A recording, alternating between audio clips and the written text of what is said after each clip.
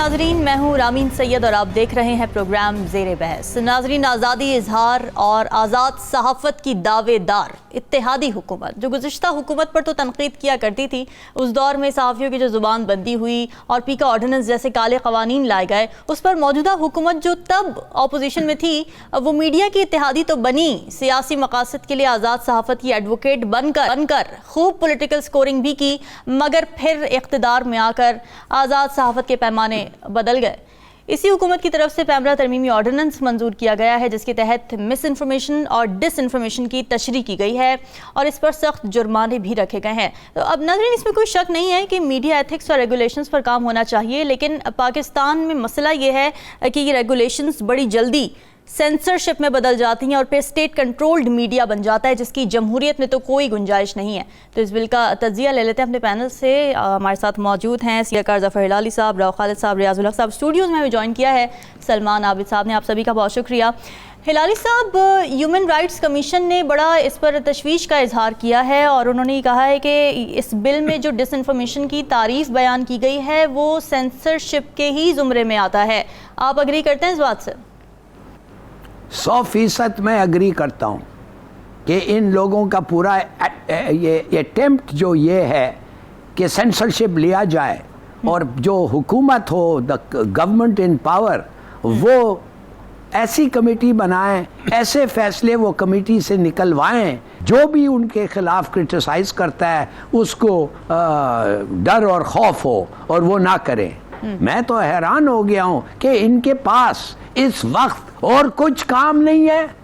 आपके पास civil strife हो रहा है केपी में, बलोचिस्तान में किस किस्म के अटैक्स हो रहे हैं, इकोनॉमी की हालत देखें, और आप मिस इन्फॉर्मेशन और डिसइंफॉर्मेशन के बारे में एक कानून पास कर रहे हैं और हमें कह रहे हैं ये जमहूरियत को आप एडवांस करें। खुदा के लिए, who are you trying to फूल?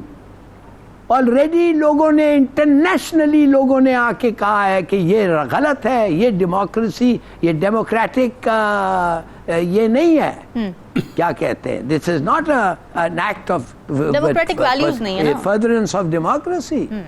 ये बिल्कुल गलत है। आप क्या, कोई नहीं है भाई, आप क्यों नहीं ठहरते हैं भाई? एक साफ सिफाफ इलेक्शन करें, एक गवर्नमेंट आए, इलेक्ट होके विद नॉन कंट्रोवर्शियल गवर्नमेंट आए और ये वो इलेक्शन अगर उनको ज़रूरत हो तो बनाए।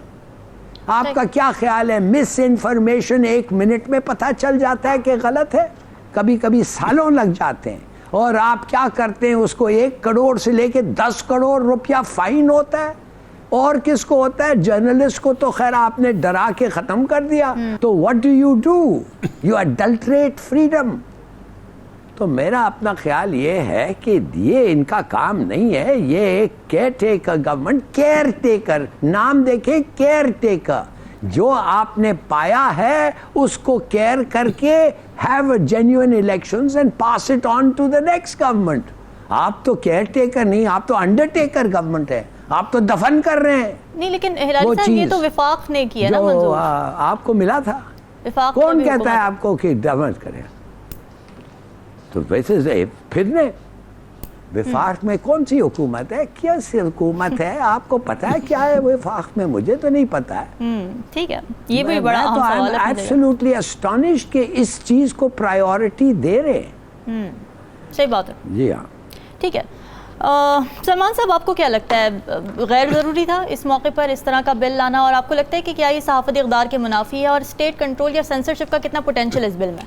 देखिए, पहली बात यह है, अनफॉर्चुनेटली पाकिस्तान में काफ़ी अरसे से डेमोक्रेटिक स्पेसिस जो हैं वो श्रिंक हो रही हैं।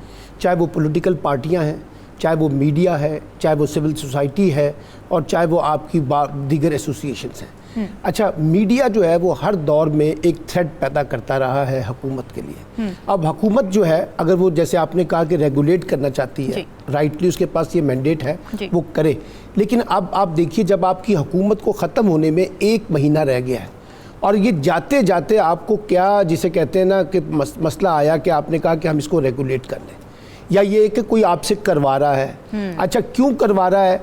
क्योंकि आपने एक टारगेट कर लिया है इस वक्त एक जिसे पॉलिटिकल फोर्स को, और आप समझते हैं कि उसको हमने साइडलाइन करना है, और उसी की बुनियाद बना के मीडिया पे पहले भी पाबंदियां लगा दी हैं। तो हर तरह की कदगन तो आप पहले से लगा रहे हैं। तो आप मीडिया को जो कंट्रोल कर रहे हैं रेगुलेशन के नाम पे, रेगुलेट करने के नाम पे, कानून साजी के नाम पे, आपको याद होगा जिस वक्त साबका हुकूमत पीटीआई की, जिस वक्त वो लेके आई थी फेक न्यूज़ के हवाले से, तो कितना शोर मचाया था मरियम औरंगजेब ने, कितना शोर मचाया था उस वक्त की अपोजिशन ने, और बाकायदा उसको कहा कि ये काले कवानीन है, हम इसको तस्लीम नहीं करते। आज जब वो ये खुद लेके आ रहे हैं तो ये बिल्कुल जस्टिफाई हो गया। देखिए, आप कोई कानून साजी करना चाहते हैं ना, तो पहले आप तमाम स्टेक होल्डर को इत्तेमाद में लेते हैं। आप अखबारी तंजीमों को, मीडिया से इलेक्ट्रॉनिक एसोसिएशंस को, एकेडमिक्स को, पॉलिटिकल फोर्सेस को, अपोजिशन को, कायमा कमेटियों को, उन सबको एक बाकायदा जिसे कहते हैं कि दुनिया की जो बेस्ट प्रैक्टिसेस हैं उनको सामने रख के आप कोई कानून इंट्रोड्यूस करवाते हैं। यहाँ ये लगता है कि कानून इंट्रोड्यूस करवाने की जो जल्दबाजी है वो जाहिर करती है कि इसके पीछे पॉलिटिकल मोटिव्स हैं, और जो पॉलिटिकल मोटिव्स हैं उसका मतलब ये है कि हम मीडिया को और ज़्यादा कंट्रोल कर सकें।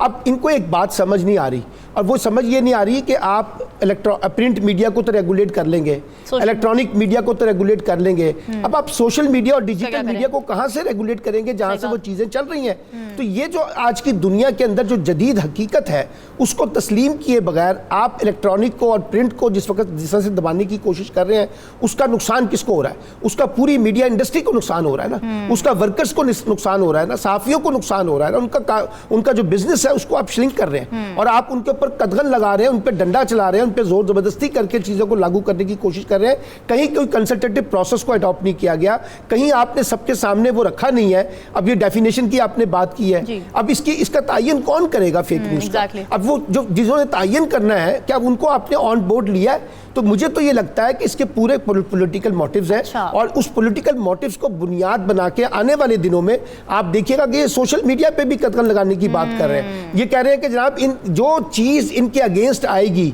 उसको इस वक्त पाबंद किया जाए, और कोई अगर एक पार्टी के सरबराह को प्रमोट करे उसको कैसे कदगन लगानी है। तो मैं तो इसको एक पॉलिटिकल एजेंडे के तौर पे देख रहा हूँ, इसके पॉलिटिकल मोटिव्स देख रहा हूँ, और ये कोई नई बात नहीं है। हर दौर के अंदर हुक्मरान जो है मीडिया को कंट्रोल करने के लिए तरह तरह की पॉलिसियां, तरह तरह के कानून साजियां लेकर आते हैं, और उसका नुकसान क्या होता है कि जब यही हुकूमत अपोजिशन में आती है तो तस्लीम करती है कि हमसे गलती हुई थी, और ये मामला आप देख लेना। अच्छा, फिर कहते हैं हमसे गलती हुई थी। भाई, गलती आपसे कैसे हो गई? कौन करवाता है? आप क्यों नहीं चीज़ों को रियलाइज करते? आप तजर्बाकार लोग हैं, बार बार हुकूमतें आपको मिलती हैं, लेकिन आपने ये पकड़ लिया कि जहाँ से भी कोई मुखालिफ आवाज़ आती है ना, उसको हमने कैसे दबाना है और उसको अपने कैसे इंटरेस्ट में इस्तेमाल करना है।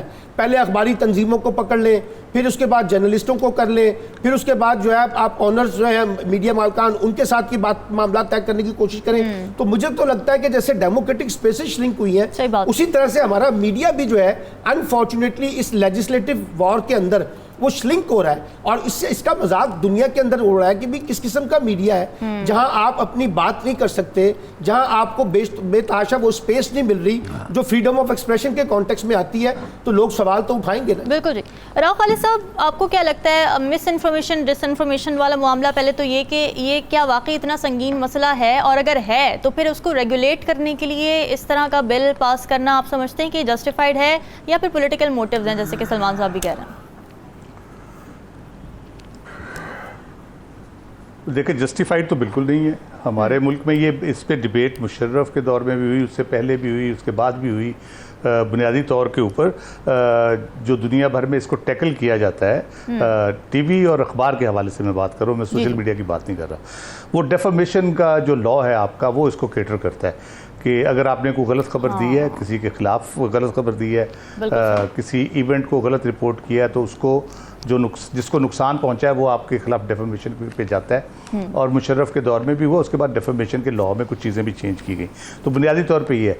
सोशल मीडिया के हवाले से जो फेक न्यूज़ का बुनियादी तौर पे है, नाम तो ये उसी का ले रहे हैं, लेकिन एम्पावर किसको कर रहे हैं? किसी ने बुला के कहा कि जी ये नहीं होगा आज से, तो वो रुक गया। तो इसके लिए कानून की क्या ज़रूरत है? कानून अगर आप बना रहे हैं तो इसका मतलब है उसका फ़ायदा कोई नहीं। हमारे यहाँ इम्प्लीमेंटेशन का हमेशा से प्रॉब्लम रहा है, राइट या रॉन्ग इम्प्लीमेंटेशन। कानून मौजूद नहीं है लेकिन इम्प्लीमेंट होता है। जो डिसइन्फॉर्मेशन और मिस इन्फॉर्मेशन की जब हम बात करते हैं, अभी आज़म खान साहब के हवाले से जो उनका बयान अल्फी 164 का बयान आ गया जी, किसी ने एक ट्वीट बना के भेज दिया, सारे हर जगह पे वो ट्वीट भी हो गया, हर जगह पे चल गया जी। अब इसको हम कैसे ट्रीट करेंगे? कोई किसी ने बताया किस मजिस्ट्रेट के सामने हुआ है, आजम खान साहब ने खुद उसको इंडोर्स किया, हाँ मैंने ये बयान दिया है, या इस किसी को बात हुई है, तो इसको किस कैटेगरी में डालेंगे, किसको हम आए दिन हमें बताया जा रहा होता है ये चला दे ये चला दे, लेकिन हमारा नाम ना आए। ये हुकूमत भी यही काम कर रही होती है। तो ये डिसइंफॉर्मेशन और मिस इन्फॉर्मेशन, उसके बाद फिर सिलेक्टिव एप्लीकेशन जो हमारे यहाँ होती है, ठीक है, वो कहते हैं कि तुम्हारी जुल्म में पहुंची तो नूर कहलाई, वो तीरगी जो मेरे नाम आए स्याह में थी। एक चैनल चलाता है तो वो मिस इन्फॉर्मेशन होगी, दूसरा चलाता है तो वो डिसइन्फॉर्मेशन होगी। एक चैनल को कहा जाएगा नहीं आप करेक्ट कर ले, माजरत कर दे, दूसरे को कहा जाएगा कि बंद कर दो, 10 करोड़ रुपए जुर्माना कर दो। रियाज साहब की तरफ पहले जाना है। रियाज साहब, जो human rights commission of Pakistan है वो ये कह रहा है कि ये जो बिल है ये आर्टिकल 19 के बिल्कुल खिलाफ है, जो आज़ादी इजहार राय का पूरा पूरा हक देती है। आप किस तरीके से देख रहे हैं? बतौर सहाफ़ी भी आप फील्ड में भी होते हैं, खबरें भी आप इकट्ठी कर रहे होते हैं, ब्रेक कर रहे होते हैं, आप पे किस तरह की मुश्किलात आएंगी अब इस बिल के बाद? इसकी बड़ी इंटरेस्टिंग डेफिनेशन है जो डिसइंफॉर्मेशन की हुई है उन्होंने, और वो ये है कि वेरीफाइबली false, misleading, manipulated, created or fabricated information which is disseminated or shared with the intention to cause harm to the reputation without getting other person's point of view or not giving it proper coverage and space. अच्छा, दुनिया भर की जो definitions हैं, चाहे वो BBC है, चाहे वो ICJ international centre for journalist हैं, इसके अलावा 4-5 और दुनिया के बड़े इदारे हैं, उनकी कोई ऐसी डेफिनेशन नहीं है कि अगले बंदे का वर्जन शामिल होगा तो वो खबर चलेगी।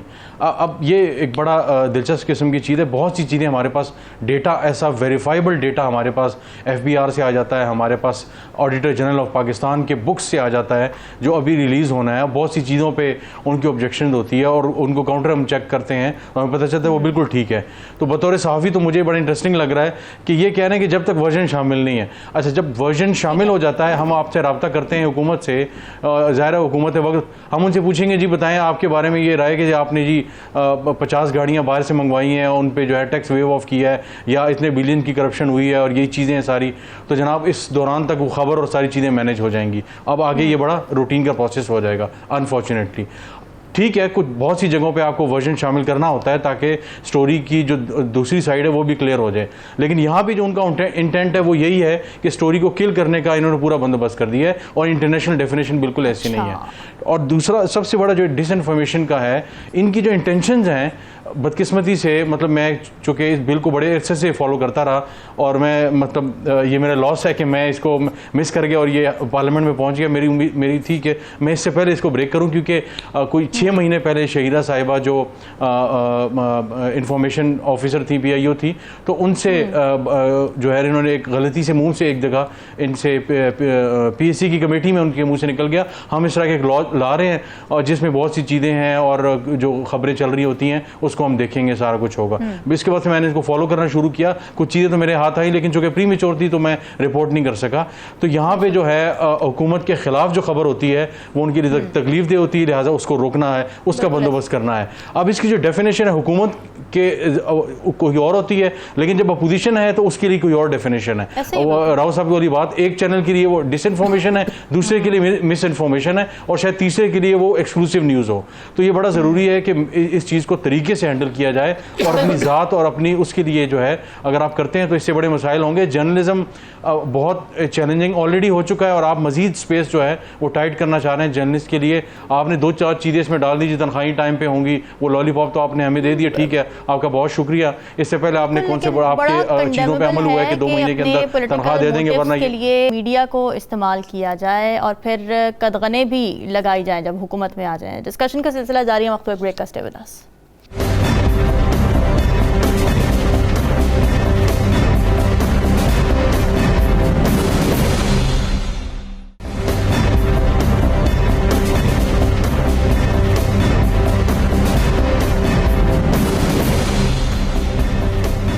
नाज़रीन, इत्तेहादी हुकूमत इलेक्शंस कराने के लिए तैयार नज़र आ रही है, मगर साथ ही ये उलझन भी बरकरार है कि आया हुक्मरान इत्तेहादी जमातें 12 अगस्त को कौमी असम्बली की मुद्दत पूरी होने पर इसे मामूल के मुताबिक तहलील करेंगी या फिर सदर को जल्द तहलील की समरी भेजेंगी। अब वज़ीर इत्तलात मरीम औरंगज़ेब ने बड़ा जोर देकर इस पर कहा था कि मौजूदा हुकूमत और इसके इत्तेहादियों की जानिब से कौमी असम्बली की तहलील की तारीख के बारे में अभी तक कोई फैसला नहीं किया गया है, जबकि अपोजिशन लीडर राजा रियाज साहब ने कहा है कि मेरे पास मौजूद मालूमात के मुताबिक असम्बली अगस्त को अपनी मुद्दत ख़त्म होने से 4 दिन पहले यानी 8 अगस्त को तहलील हो जाएंगी। निगरान वज़ीर-ए-आज़म का मामला भी अभी तक लटका हुआ नजर आ रहा है, तो क्या वजह है कि अब तक इन मामलात में क्लैरिटी नहीं आ सकी है, जबकि हुकूमत की मुद्दत पूरी होने में अब सिर्फ चंद ही दिन रह गए हैं। और ये भी कि हुकूमत को सूट क्या करेगा, मुद्दत ख़त्म होने से पहले असम्बलियों की तहलील या फिर मुद्दत पूरी होने पर असम्बलियों की तहलील, ये अपने ज़ियागारों से जान लेते हैं।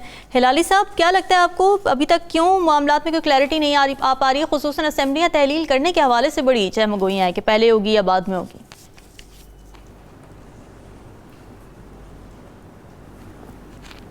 इसलिए कि इनका जो दिमाग है ये बड़ा कंफ्यूज्ड है। मुझे तो एक चीज़ बताएं कि कॉन्स्टिट्यूशन में अगर आपका लिखा हुआ है कि इट हैज़ टू बी, इस वक्त तहलील होना चाहिए, तो उससे पहले आप क्यों तहलील करना चाहते हैं? और अगर आप कहते हैं करते हैं तो इसके माने आपको केयरटेकरशिप 1 मंथ लॉन्गर मिलता है। आई डोंट अंडरस्टैंड, ये आप लिखते क्यों हैं कि आपके पास ये ऑप्शन है? आपके कहते हैं कि आपका किसी और जगह होता है कि आप कहें 3 साल का आपका एम्प्लॉयमेंट कॉन्ट्रैक्ट है, मगर अगर हम चाहें तो उससे पहले हम कर दें और कोई कॉन्सिक्वेंसेस आपके लिए नहीं होंगे। वो सिर्फ ये होगा कि आपको तनख्वाह मिलने के लिए 1 महीना और ठहरना पड़ेगा। You know, it's makes no sense. ये इसलिए दिया गया है कि ये 1 महीना और अपने अपॉइंटेड लोगों के थ्रू इस मुल्क को चलाए। 30-40 दिन और मिल जाता है इनको। What other reason could there be? ठीक है, आप बताएं, व्हाट इज अनदर रीजन? कि आप 4 दिन माने विद द एंटायर, आपका पर्पस ये है to not let it complete its term. ये कभी हो सकता है? ये कभी हो सकता है कि कॉन्स्टिट्यूशन में कॉन्स्टिट्यूशन खुद कहता है कि अगर आपका मकसद है कि ये जो हमने लिखा है ये पूरा नहीं होना है, फिर भी आप कर सकते हैं। कि Y with the aim only of going against that period? माने कोई इमरजेंसी बताएं, कुछ बताएं, केसेस बताएं, सर्कमस्टांसेस बताएं, आप कब क्यों कर सकते हैं। वो नहीं, मगर 4 दिन पहले अगर आपने कह दिया तो 1 महीना ज्यादा आपको केयरटेकर गवर्नमेंट मिल जाए। आई डोंट अंडरस्टैंड, ये क्यों करते हैं ऐसी चीजें भाई। ठीक है सलमान साहब, बड़ी अजीब बात है कि कुछ दिनों पहले तक दूर भाग रही थी हुकूमत ना इलेक्शंस कराने के लिए। कोई तारीख की क्या बात, बल्कि यही हो रहा था कि जी कोई इमरजेंसी लगा दी जाएगी, मुआशी हालात नहीं ठीक, अभी इलेक्शन की कोई बात नहीं चल रही, और अब जल्दी इतनी पड़ गई है कि 4 दिन पहले असेंबलियाँ तहलील करना चाहते हैं। क्या वजह? देखिए, ये इलेक्शन आप 90 दिन के बाद करवाएं और इलेक्शन आप 60 दिन के बाद कराएं, 4 दिन पहले असम्बलियाँ तोड़ें, असम्बलियाँ अपनी टर्म पूरा करें, ये तो देखिए एक इंतज़ामी इशू है। सही। बुनियादी इशू ये है कि क्या वाकई इस वक्त मुल्क में इलेक्शन होने जा रहे हैं, और अगर इलेक्शन होने जा रहे हैं तो उसका इन्वायरमेंट कहाँ है? क्योंकि अभी तो देखिए एम्बिग्विटी क्रिएट हो गई है बहुत। एक पार्टी हुक्मरान इत्तेहाद की जो है वो कहती है कि नई मरदमशुमारी के नताइज के बगैर इलेक्शन कबूल नहीं है। बिल्कुल। और वो अदालत में जाने की बातें भी कर रही है। फिर आपने एक पार्टी का सियासी बंदोबस्त करना था, वो भी अभी तक नहीं हो सका। और आपको अभी हमें ये मालूम नहीं है कि अगर इलेक्शन होते हैं तो पीटीआई के साथ क्या सलूक किया जाएगा, उनके सरबराह के साथ क्या सलूक किया जाएगा, क्या वो जो लेवल प्लेइंग फील्ड मरियम कहती थी वो मिल सकेगी उस जमात को या नहीं मिल सकेगी। तो अभी तो इलेक्शन से रिलेटेड बहुत से सवालात बाकी हैं। फिर हमें ये नहीं समझ आ रही कि निगरान हुकूमत का जो होना है उसका फैसला किसने करना है? राजा रियाज साहब ने करना है शहबाज शरीफ साहब के साथ मिलके, या नवाज शरीफ साहब ने और आसिफ अली जरदारी ने मिलके करना है, या फजलुर रहमान ने करना है, या उन तमाम इत्तेहादियों समेत किसी और ने भी करना है। और इस वक्त जो मैंने आपको कहा पहले उसमें हाफ में कि जिस तरह से डेमोक्रेटिक स्पेसेस श्रिंक हुई है, तो लग ये रहा है कि निगरान का जो मामला है वो भी शायद इस वक्त की गवर्नमेंट के मुकाबले में किसी और के पास है। फिर हमें ये देखना होगा कि जो भी निगरान वजीर आज़म आता है वो कौन है, और क्या वो इंतखाबात करवाने के लिए आए हैं, या वो इलेक्शन वो अबूरी सेटअप के तौर पर लंबा चलेंगे, क्योंकि देखिए ना, पंजाब में और केपीके में भी तो इलेक्शन करवाने आए थे निगरान सेटअप, बिल्कुल। अब वो कितना लंबा हो गए हैं और अभी आप उनको मजीद आगे लेके चलना चाहते Precedence हैं। तो आ चुका है। तो इसलिए कि एक एम्बिग्युइटी क्रिएट हो चुकी है कि इलेक्शन करवाएं या ना करवाएं। आपने कहा ना, और ये जो बड़ा इस वक्त हमें नजर आ रहा है कि हुकूमत इलेक्शन कराना चाहती है, आपको किसने कहा है कि हुकूमत इलेक्शन कराना चाहती है? वो तो खुद कह रहे हैं। वो कहते हैं ना, वो कहते तो बहुत कुछ है, लेकिन जो इस वक्त हालात है, माशी हालात, जिस किस्म के बिजली के बिलों में इजाफा हुआ है, गैस की कीमतों में इजाफा हो रहा है, महंगाई बढ़ गई है, बेरोजगारी बढ़ गई है, 12 लाख लोग पाकिस्तान छोड़ के जा चुके हैं। आप बाहर से लोगों को सरमायाकारी का कह रहे हैं, पाकिस्तान से लोग सरमायाकारी, पाकिस्तान के अपने लोग सरमायाकारी करने के बजाय बाहर जा रहे हैं। ऐसे मौके पे ये हुकूमत अगले महीने इलेक्शन में जाएगी, आपका ख्याल है? और जाकर जो है वो लोगों के साथ क्या लेके जाएगी? सलमान साहब वो ये भी तो बयानी बना रहे हैं कि डिफॉल्ट होने वाला था मुल्क, हमने बचा लिया। ये डिफॉल्ट होने वाला था, मैंने तो नहीं कहा था, ख्वाजा आसिफ साहब ने आगे टीवी पे कहा था हम डिफॉल्ट हो चुके हैं। शब्बर जैदी साहब कई चीजें बता चुके हैं। देखिए लोगों का मसला क्या है, लोग जिस वक्त नैरेटिव बिल्डिंग के अंदर इलेक्शन में कैंपेन में जाएंगे, लोग देखेंगे कि बिजली की कीमतों में कितनी कमी हुई है, गैस की कीमतों में कितनी कमी हुई है, पेट्रोल में कितना कम हुआ, डीजल कितना कम हुआ, मेडिकल की दवाइयां कितनी कम हुई है, और महंगाई कितनी कम हुई है, बेरोजगारी कितनी क्रिएट की है। मुझे तो ये लगता है इस वक्त पाकिस्तान के अंदर एक हिजानी किस्म की कैफियत है, और इलेक्शन के होने या ना होने के बारे में इस्लामाबाद के हलकों में शर्तें लग रही हैं। मैं बहुत से लोगों को जानता हूं जो बड़े ढिठाई से कह रहे हैं कि इलेक्शन नहीं होने, और अगर इलेक्शन होने हैं तो वो ऐसे इलेक्शन होने हैं कि उसको मुतनाज़ा बना दिया जाएगा, कोई उसको मानेगा नहीं। तो ये सवाल हैं जो अभी तक एड्रेस ही नहीं हो रहे। इलेक्शन होते फिलहाल नजर नहीं आ रहे। राव खालिद साहब, आपका क्या ख्याल है? देखिए, जो ओवरऑल सूरत हाल है उसका नक्शा इस किस्म का लग रहा है कि पीडीएम जो है और जो भी स्टेक होल्डर हैं वो अंधेरे कमरे में काली बिल्ली पकड़ने की कोशिश कर रहे हैं और एक दूसरे को, किसी की आंख में उंगली लग रही है, किसी की टक्कर हो रही है कोई, तो आप आपस में यानी जो उनका हाल हुआ है इस वक्त, तो वो मुझे तो वो लग रहा है इस वक्त जो सूरत हाल इलेक्शन के हवाले से है। क्योंकि जब असेंबली डिज़ोल्व हो जाएगी तो थोड़ा बहुत लीवे जो है, जो रोज़ जाके ये इफ्तिताह कर रहे हैं, तख्तियाँ लगा रहे हैं और तकरीरें फरमा रहे हैं, वो भी ख़त्म हो जाएगी। उसके बाद तो फिर आपको पॉलिटिकल एक्टिविटी करनी पड़ेगी, जलसे जुलूस करने पड़ेंगे।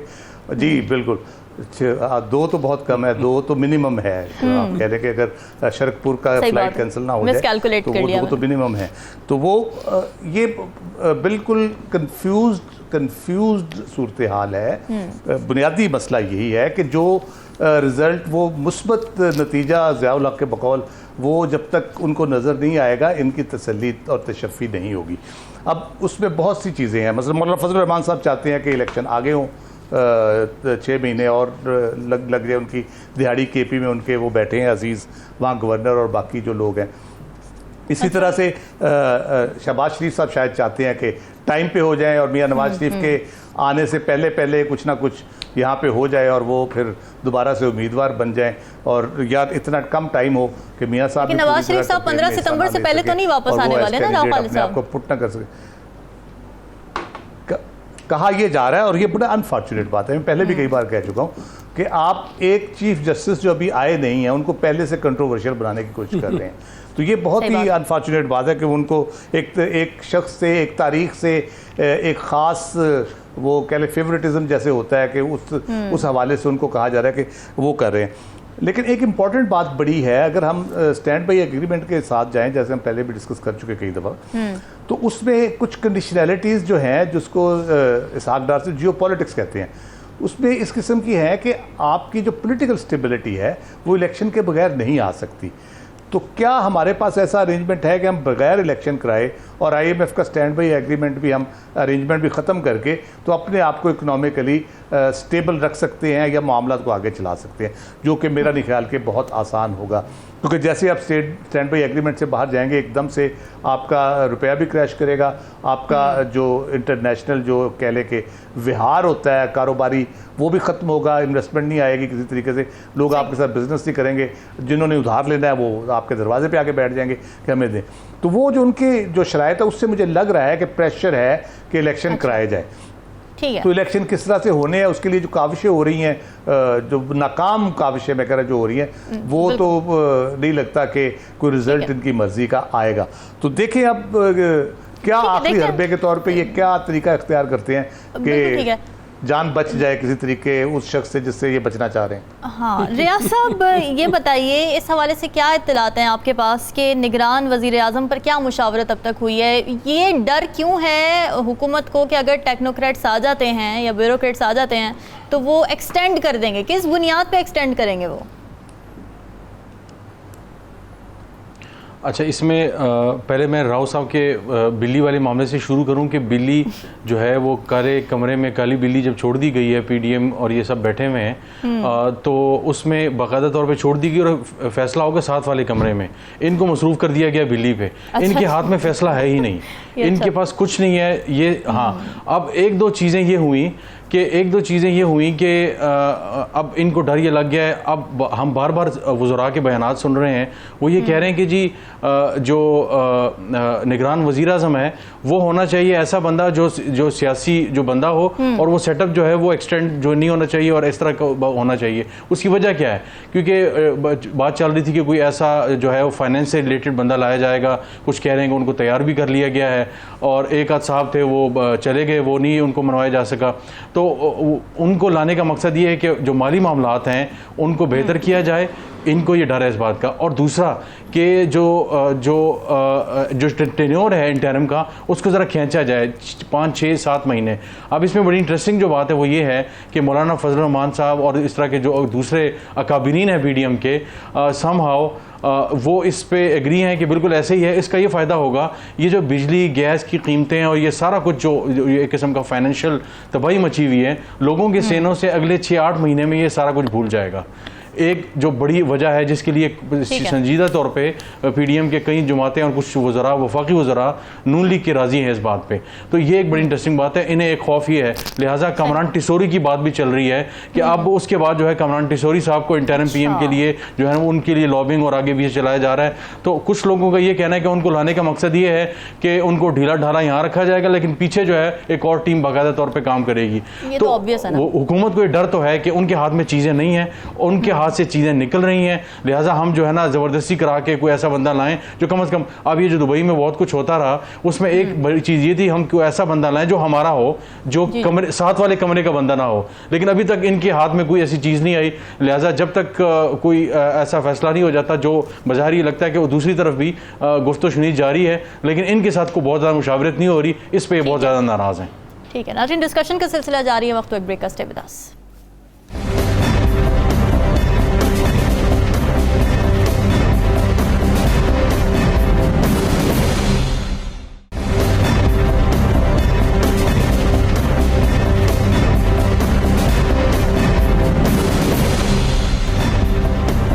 नाज़रीन, कई दिनों से लापता गुज़िश्ता हुकूमत के साबिक़ प्रिंसिपल सेक्रेटरी आज़म खान अचानक मंजर आम पर आए और आते साथ ही उनके नाम से मंसूब मुबैना 164 का बयान मीडिया पर आ जाता है, जिसमें वो ये इंकशाफ करते हैं कि साइफर प्री प्लान ड्रामा था जिसे सियासी मकासद के लिए इस्तेमाल किया गया। चेयरमैन PTI ने कहा था कि साइफर को गलत रंग देकर अवाम का बयान या बदल दूंगा। फिर आज़म खान साहब ने यह भी बताया कि चेयरमैन PTI ने साइफर मुझसे 9 मार्च को ले लिया और बाद में गुम कर दिया। तो ये बयान सामने आते ही हुकूमती प्रेस कॉन्फ्रेंसेस का एक ना थमने वाला सिलसिला शुरू हो गया और उसमें यह वाज़ेह किया जाता रहा है कि आज़म खान के इस बयान से चेयरमैन तहरीक इंसाफ के लिए लीगली कितनी मुश्किलात पैदा हो सकती हैं। वज़ीर क़ानून ने यह बताया कि साइफर को सियासी मकासद के लिए इस्तेमाल करने पर 14 साल तक सज़ा हो सकती है। मुसद्दिक़ मलिक ने यह बताया कि साइफर गुम करने की सज़ा 3 साल है। राना सनाउल्लाह ने यह दिया है कि PTI के चेयरमैन ऑफिशियल सीक्रेट एक्ट लगाने पर गौर कर रहे हैं, जबकि ख्वाजा आसिफ का यह कहना था कि साइफर मामले पर बात चेयरमैन PTI की नाअहली तक जा सकती है। क्या वाकई साइफर का मामला चेयरमैन तहरीक इंसाफ की नाअहली तक जा सकता है? ये सवाल अपने तज्ज़ियाकारों के सामने रख लेते हैं। हिलाली साहब, क्या ज़रूरत थी हुकूमत को ये पेंडोरा बॉक्स दोबारा खोलने की? चेयरमैन तहरीक इंसाफ तो यू टर्न ले चुके थे अपने इस बयानिए से। उन्होंने कहा था कि अमेरिका वाली बात इज़ बियॉन्ड अस नाउ।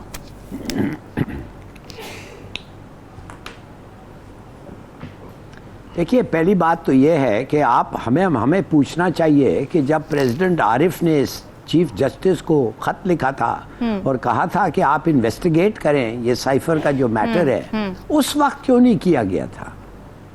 उस वक्त क्या रुकावट था? अगर वो कर लेते आपको सब चीज़ पता चल जाता। अच्छा, अब आप कहते हैं कि यू हैव डिलिबरेटली लॉस्ट।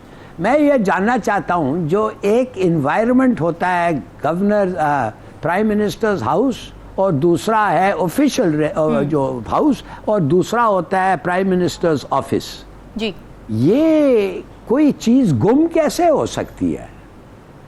गुम का क्या मतलब है आपको? क्या प्राइम मिनिस्टर साहब ने जाके छुपा दिया उसको? चलो शायद वो ऐसे ही थे तो छुपा दिया, तो जाओ ढूंढो, सिक्योर एनवायरनमेंट में मिल जाएगा आपको। अच्छा, अगर आप कहते हैं कि उन्होंने डिस्ट्रॉय कर दिया, वो तो साफ सादा झूठ है, इसलिए कि डिस्ट्रॉय हो ही नहीं सकता। उस साइफर के 4 या 5 कॉपीज कम से कम हैं। 4 या 5 लोग, कम से कम 4 या 5 लोग के कमरे में हैं। सही, चीफ जस्टिस के कमरे में हो सकता है, प्रेसिडेंट के कमरे में हो सकता है, और एक कॉपी जो रखते हैं हर चीज का साइफर में होता है। तो व्हाट डू यू मीन कि ये डिलिबरेटली गुवा दिया? क्यों भाई?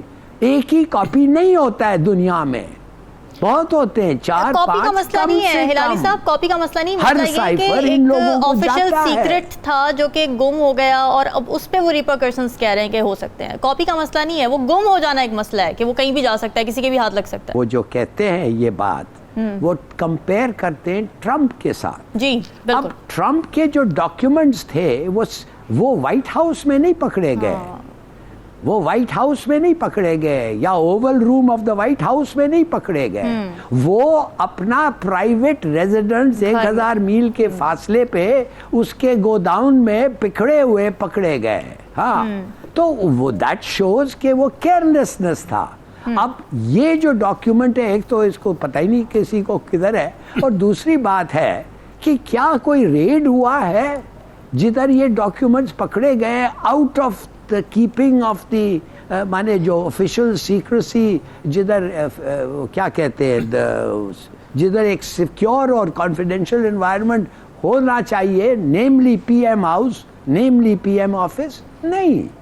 तो ये क्या कंपैरिजन है कि एक रेस्टोरेंट के स्टोर रूम में ट्रंप के डॉक्यूमेंट्स उधर थे, वो फेरो लागो। तो ये मैं समझता हूँ ये सब बकवास है जी, सीधी सादी बात है कि आप ठीक हो गया, आप चाहते हैं एक आदमी को इन्वेस्टिगेट करना, और ये जो आदमी आपने अबडक्ट किया है, माफ करिए, ये आदम को तो अबडक्ट किया गया है ना, इससे आप कन्फेशन ले रहे हो, you think it will be admitted in court?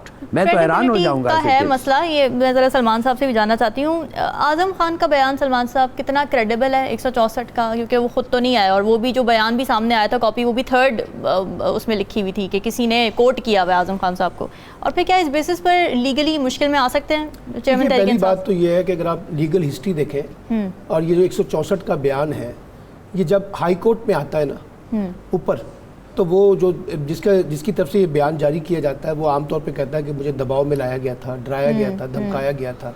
ये तो इसकी लीगल हिस्ट्री। जी जी। दूसरी बात यह है कि अगर आजम खान के बात को मान भी लिया जाए, तो फिर नेशनल सिक्योरिटी कमेटी के 2 इजलास हुए, वहाँ से आपने एक एहतजाजी मरासला भी भेजा। जी जी जी। आपने खुद प्राइम मिनिस्टर ने बैठ के पार्लियामेंट में कहा कि मैंने वो खुद खत देखा है, हाँ उसकी लैंग्वेज बड़ी गलत थी, उसमें धमकी थी, गैर मुनासिब अल्फाज थे, वो भी थे। फिर चीफ जस्टिस साहब के पास भेजा, यानी फिर वो एक पंडोरा नहीं है, फिर कई पंडोरे खोलने पड़ेंगे, फिर आप सब कुछ चीज़ों को इन्वेस्टिगेट करेंगे। बिल्कुल। मुझे ज़ाती तौर पे लगता है कि ये खेल जो साइफर से शुरू हुआ था पीटीआई की हुकूमत के खात्मे के लिए, आज 1.25 साल के बाद दोबारा आप साइफर पे आके खड़े हो गए। बीच में आप तोशा खाना को लेके आए, ममनुआ फंडिंग को लेके आए, इद्दत वाले निकाह का मामला लेके आ गए, अलकादरिया ट्रस्ट लेके आ गए, कोई बलूचिस्तान में कोयटा में कत्ल होने वाले वकील का ले आए, लाहौर में हुए। इतने मुकदमात के बाद अब बात ये वापस साइफर पे आई है। इसका मतलब क्या है? इसका मतलब ये है कि आम तौर पे जब आपका केस कमज़ोर होना और आपको पास कोई बड़े सबूत ना निकल रहे हो, तो फिर हम वादा माफ गवाह को ढूंढने की कोशिश करते हैं। बिल्कुल। फिर मुझे ये लगता है कि सारा खेल इस वक्त हो क्या रहा है, एक सियासत हो रही है। अगर आपका इल्ज़ाम ये है कि पीटीआई के सरबराह ने इसके ऊपर सियासत की थी, तो आज हुकूमत भी सियासत कर रही है। जैसे भी राव साहब कह रहे थे कि एक दिन के अंदर 6 प्रेस कॉन्फ्रेंसें हो रही हैं, और माशाल्लाह ऐसे वुज़रा भी प्रेस कॉन्फ्रेंस कर रहे हैं जिनका शोभा नहीं है, उसके बावजूद वो बांट के उसके ऊपर गुफ्तगू करते हैं। तो इसका मतलब है आप सियासत नहीं कर रहे, और आप सियासत कर रहे हैं तो आप भी तो सारा मलबा उठा के पीटीआई के ऊपर डाल रहे हैं ना, बगैर किसी इन्वेस्टिगेशन के। जैसे अभी अलाली साहब ने कहा, किसने रोका था जब जिस वक्त चीफ जस्टिस साहब के पास गया था, तो आप इसको इन्वेस्टिगेट कर लें। और आज भी अगर आप साइफर को समझना चाहते हैं कि कौन इसमें वाकई इस कल्प्रेट है, तो आपको तो उसको इन्वेस्टिगेट करना पड़ेगा ना, इसकी कोई अदालती तहकीकात होगी ना। वो असद मजीद का बयान भी मौजूद है ना, जब शहबाज शरीफ प्राइम मिनिस्टर बने तो वो उनको लेके आए और उनसे पूछा गया तो उन्होंने कहा मैं सारे मौक़िफ़ की तस्दीक करता हूँ जो मैंने लिखा है, और वाकई हमें इसी तरह से दिया गया था। तो मुझे ऐसे लग रहा है कि जैसे PTI के सरबराह को दबाव में लाने के लिए साइफर को भी अब एक बतौर हथियार जो है इस्तेमाल किया जाएगा, और इसकी जंग जो है वो कानूनी महाज पे कम, सियासी महाज पे उनके खिलाफ प्रोपेगेंडा के कॉन्टेक्स्ट में ज्यादा इस्तेमाल। ठीक है।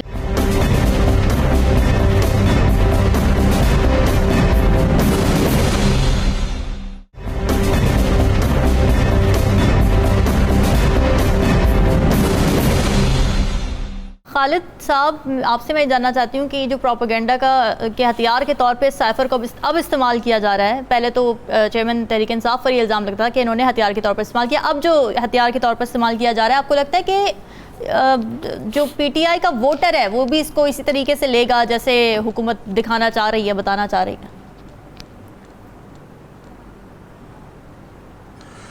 देखिए, हुकूमत के लिए प्रॉब्लम ये है कि वो बार बार एक बयानिया बनाने की कोशिश करते हैं और बार बार उसमें नाकाम होते हैं। बुनियादी बयानिया उन्होंने क्या बनाने की कोशिश की? एक हमारे सहाफ़ी साथी थे जो हुकूमत को प्यारे हुए, हुकूमती तर्जमान बने और फिर मरियम औरंगज़ेब साहिबा से लड़के वापस दोबारा से सहाफ़ी बन चुके हैं।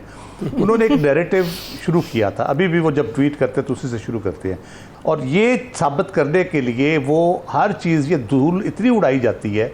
ओ देखे जी, हमने कहा था साइफर में उन्होंने झूठ बोला, हमने कहा था अलकादर में उन्होंने झूठ बोला, इद्दत के मामले पे झूठ बोला जी, देखे अब ना 190 मिलियन पे झूठ बोल दिया उन्होंने, और वो ज़िले शाह में उसमें झूठ बोल दिया। तो बुनियादी तौर पे एक जो नैरेटिव है वो ये बिल्ड करने की कोशिश की उन्होंने, अपने ज़रखेज़ जहन से उन्होंने ये एक चीज़ दी सोशल मीडिया को जो गवर्नमेंट को सपोर्ट करता है, गवर्नमेंट के वज़रा को। और आप पिछले 1.25 साल में देखें, उनके पूरा फोकस ये है कि PTI के चेयरमैन झूठ बोल रहे हैं, झूठे हैं, ये है वो। ठीक है, बात यह है कि किसी दूसरे को झूठा कहने से आप सच्चे नहीं होंगे, आप अपना सच बताएं, आप कितने सच्चे हैं, आपने कितनी रसीदें दी, आपने कितने सच बोले। साइफर के मामले के ऊपर ये एस्टेब्लिश्ड फैक्ट है कि साइफर आया था, साइफर में ब्लेटेंट इंटरफेरेंस थी पाकिस्तान के मामलात में, उसकी कंडमनेशन हुई, अमरीकी सफ़ीर को डिमार्च किया गया, और हमारी तारीख है कितनी दफ़ा हमने डिमार्च किया, शायद सलाला पे किया था हमने एक दफ़ा, और ये दूसरी दफ़ा ये किया है। मेरा नहीं ख्याल कि पाकिस्तान में कोई अमरीका को इस किस्म का डिमार्च करने की कोई हिस्ट्री मौजूद है।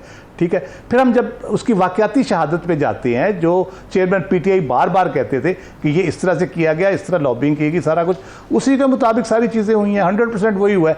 और अगर उसको पॉलिटिकली इस्तेमाल किया गया, वो हक बनता है। मैं आपको, इनको शायद तारीख याद नहीं है, जुल्फ़िकार अली भुट्टो ने जब जमात बनाई थी और अयूब खान से अलहदा हुए थे, ताशकंद नुमाइंदे को उन्होंने इस्तेमाल किया था, जगह जगह तकरीरें जाके, ज़फ़र लाली साहब को यकीनन याद होगा, जगह जगह जाके तकरीरें करते, ताशकंद नुमाइंदे में मुल्क का सौदा हो गया, मैं राज अफशा कर दूंगा, मैं इस तरह कर दूंगा।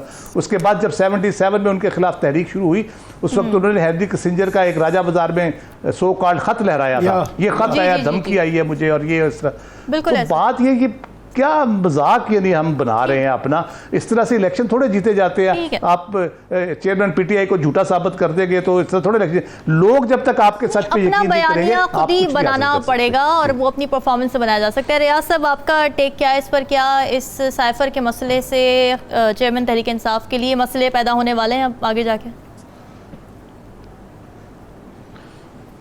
देखिए, मसले तो जब से ये हुकूमत आई है, एक से एक स्कैंडल, चाहे वो तोशा खाना का था, फिर उसके बाद इद्दत वाला मामला था, फिर उसके बाद हमने देखा ये साइफर वाला मामला अब दोबारा से सर उठा रहा है, फिर इसके अलावा उनके खिलाफ बेतहाशा केसेस, और फिर इसके अलावा जो JT बनी थी उन पे जो अटैक था उसको लेकर जो सारा मामला था, उसमें भी चीज़ें वो नहीं कर सके उनके खिलाफ करने की, और वो सारा कुछ।